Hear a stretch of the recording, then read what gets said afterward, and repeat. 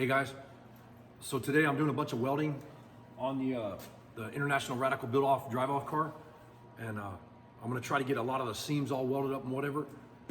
But we just went on a podcast, and what I'm gonna do is I'm gonna have Heidi link that podcast. I'll do a video on it, but I'll give you a heads up now.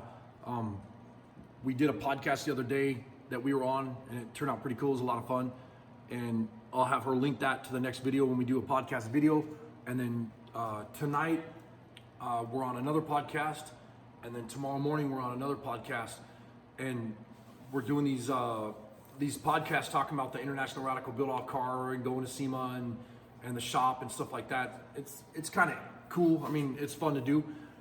But when we do the podcast and whatever, like I said, I'll try to do an actual video on that, and then I'll link all three of them together, because I guess we got some more that we might be doing too. So I'll try to do like 3 podcasts at a time or something on a video. I'll share the links with you, for that.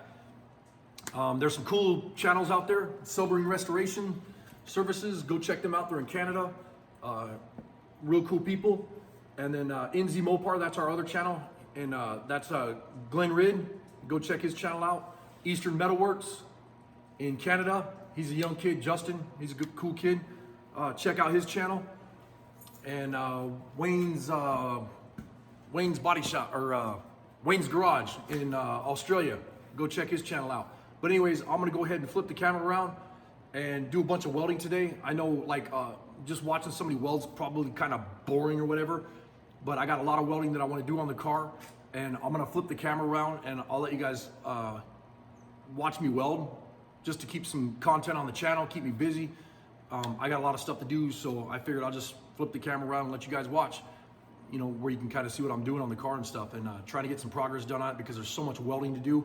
I still have back panels to build, need to finish the hood, stuff like that, but I've been real busy working on this Jeep and stuff like that, and trying to finish up the Jeep. We're waiting on some parts, so while we're waiting on the parts for the Jeep, we're gonna go ahead and jam on the RATical Build-Off car. And as I'm welding, I'll kind of explain what I'm doing and talk about it in a little bit when I'm welding up the seams or whatever.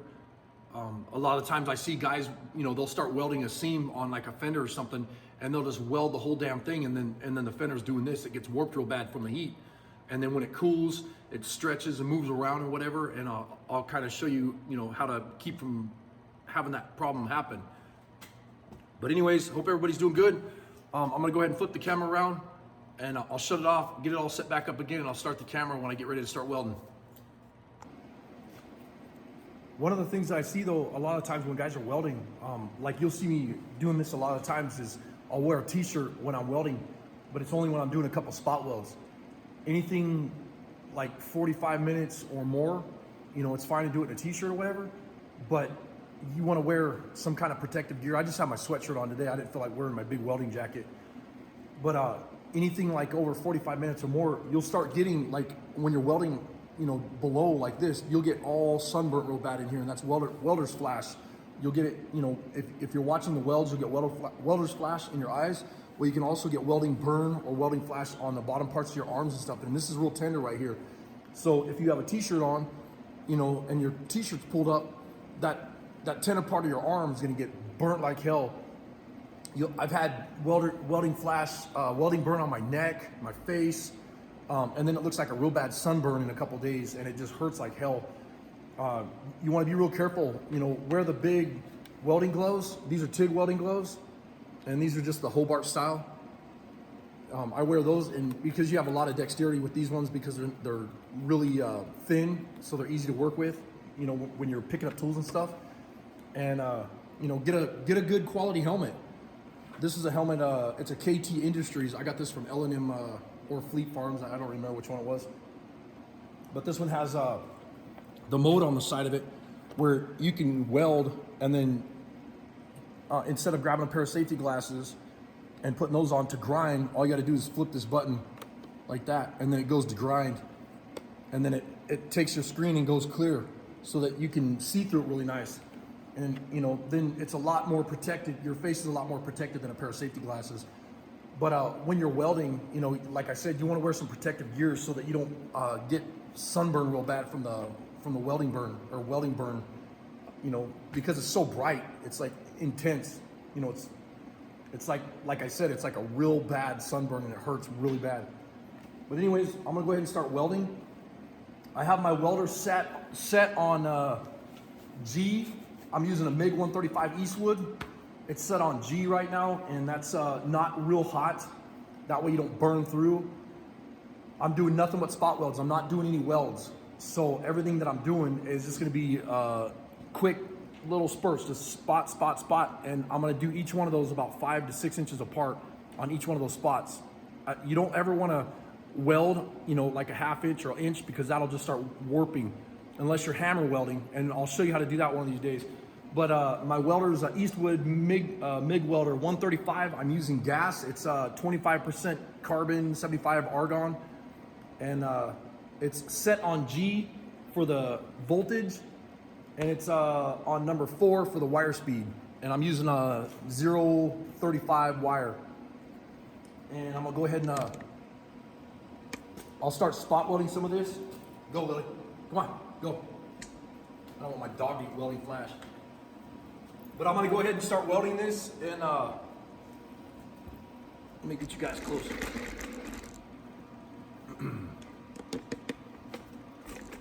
Sorry about the bouncing camera work. So what I want to do is, you want to spot here and then come down here. So, you know, if you could go like this with your fingers, you know, give yourself that much room to do a spot weld. And then let those cool and then go to the other side of the car, wherever you're working at, or other side of the panel that you're working at. Back and forth, back and forth, back and forth. And you don't want to just keep welding because it'll warp that panel.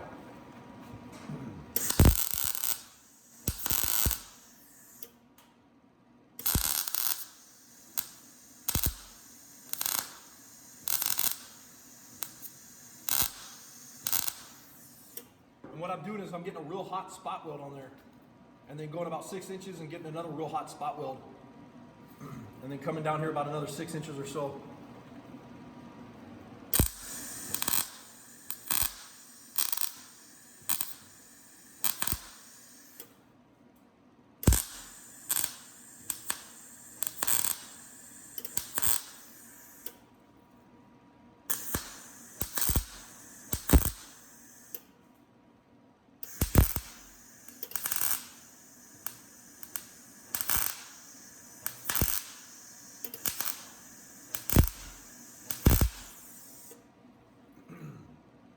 And I'm just putting a nice big fat spot weld about every 6 inches or so.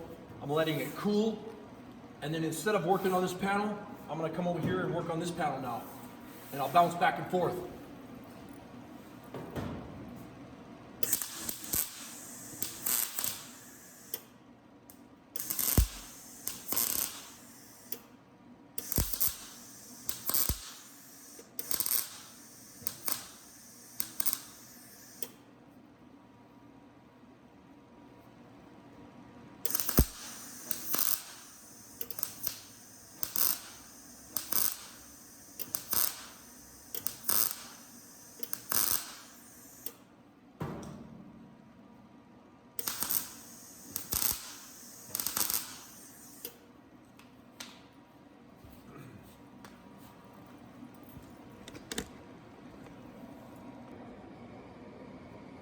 So then, like I said, I'll put a spot weld here, and then come down here, and then here, and let it naturally cool.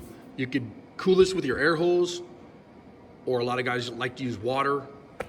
There's also like a clay that you could put on here to cool stuff down, like if you want to keep it centered in a certain spot. But right now, I can put my hand anywhere on the panel. It's not too bad.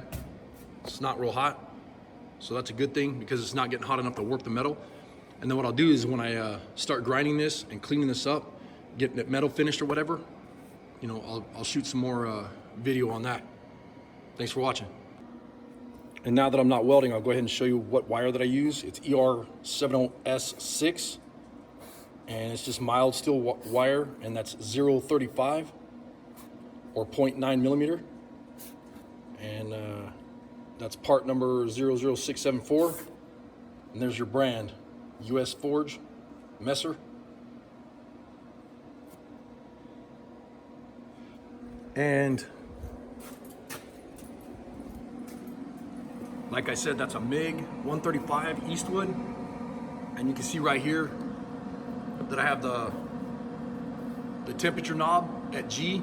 So this is your heat or your arc volts. And the wire speed, I have it running right below 4. Well, it's about 3.5, I guess.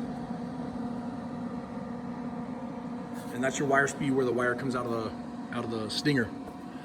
And the other thing I do is when I get ready to weld something like this, and I'm gonna be doing a lot of welding throughout the day, I'll go ahead and take off the cullet. And I always change the tip here. I put a brand new tip on, and that's a 0.35, I believe, tip on here.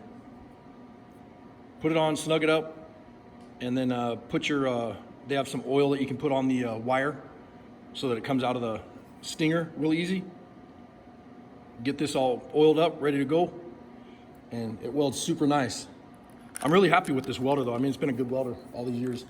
I've had this one, I believe I've had this one for about 5 years now, and it's been kick-ass. I have the lid up right now because the wire's about ready. It's coming off the roll right now, so I'm gonna get ready to change it to a new roll. Don't mind this just got dropped and broken. It didn't hurt nothing, you know, it still works the same. But I'm gonna go ahead and buzz out all the rest of this wire. And then I have a little bit of argon left. And like I said, this is a 75% argon, 25% carbon dioxide. And it welds super nice. So the next thing I'm gonna do is, well, first thing is all this was welded and it didn't warp anything. There's nothing that's warped. I can feel it's nice and flat, both these panels.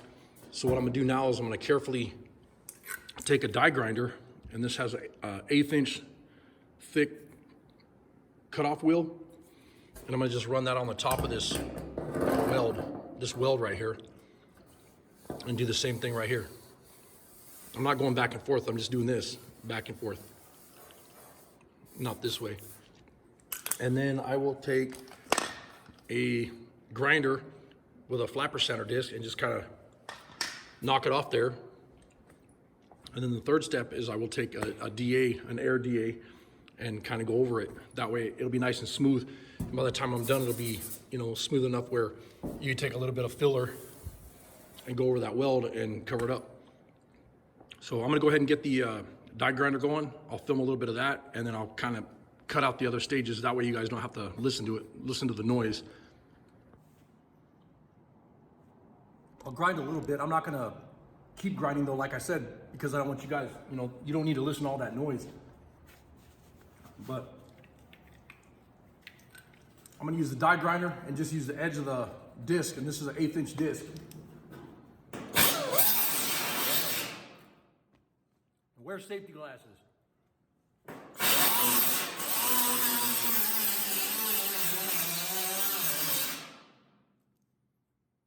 And one of the things is you want to start here and go along the weld, and don't sit in one spot because you'll heat it up enough where it will warp that metal. So you want to be careful. You want to go back and forth. You know, do a spot here, do a spot here. Same thing as when you were welding.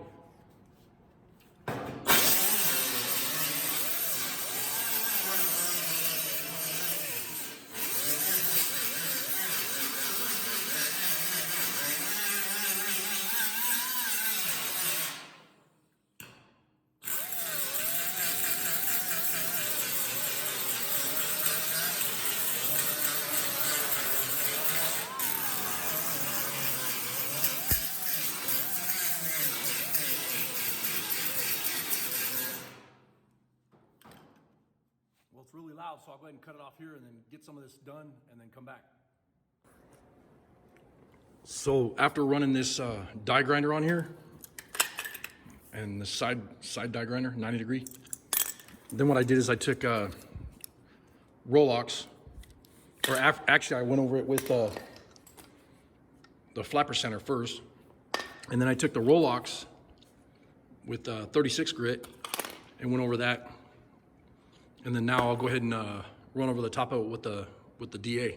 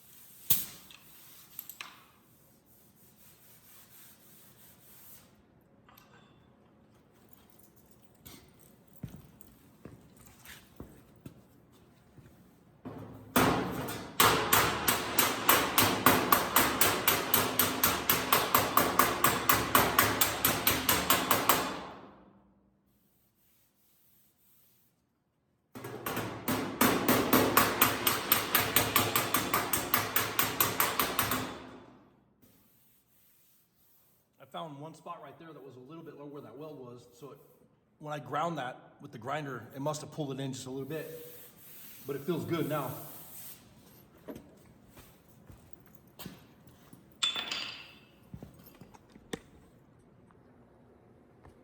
Now this area right here, it looks good now. I mean, it's close enough where it's, you know, I'm gonna do a little bit more, when we pull the body off, I'll do a little bit more body work with the dolly hammer. You know, I might have a little bit of low spots or whatever right here, but all this right here, all I have to do now is just take some heavy primer surfacer and spray in here when I primer the body. We're gonna do it in primer sealer first, but when we do the heavy build primer, a lot of that's gonna get filled in. And if there's any little imperfections, I'll just take a little bit of metal glaze and put in there. And then, like I said, I'll hammer on this a little bit more once the body comes off, where I can get in there a little bit better. But anyways, appreciate you guys watching the channel. Appreciate you guys watching the channel and supporting the channel and everything. I'm gonna try to keep doing some metal finishing, metal working, you know, anything to do with metal fab or whatever. I'll keep trying to doing some videos like that as much as I can on the car. As I'm working on it, I'll just set up the camera like I did today, and I mean, it doesn't seem like a lot, but I got a lot done just in the small amount of time that I worked on it today. That was like 2.5 hours or something like that. And you know, that gives me like 20 minutes of video time, but that's fine. What I'll do is I'll just turn the camera on, tell you guys what I'm doing, and then, you know, start filming from there. We're gonna be working on this car like crazy next couple weeks, next couple months. So I'll try to get as much filming time in as I can. Anyways, thanks a lot for all the support. Give me a thumbs up, and go sub NZ Mopar. Go check out his channel, and go check out Sobering Restoration, Eastern Metalworks, and Wayne's Garage. Thanks a lot, you guys.